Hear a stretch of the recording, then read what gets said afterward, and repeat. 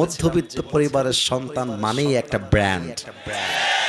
Cycle দিবেন চলবে, bike দিবেন চলবে, কার দিবেন চলবে, বলবেন যে হেঁটে হেঁটে আসতে হবে একদম কুড়িগ্রাম শহরে।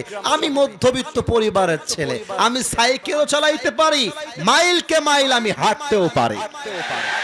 আমাকে আপনি কম্বল দিবেন ঘুমায়ে যাব, ল্যাব দিবেন ঘুমায়ে যাব, কিছুই দিবেন না, একটা ছালা বস্তা গায়ে দিয়েও আমি ঘুমাইতে পারবো।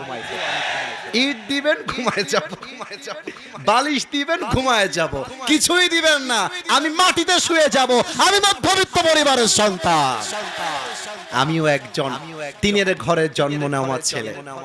আমার বাবা একজন মাদ্রাসার প্রিন্সিপাল, আমার বাবা একজন মসজিদের খতিব, আমার বাবা একজন আলেমে দ্বীন। আমাদের পুরো সংসার চলেছে মাত্র 8 থেকে 10 হাজার টাকায়, কখনো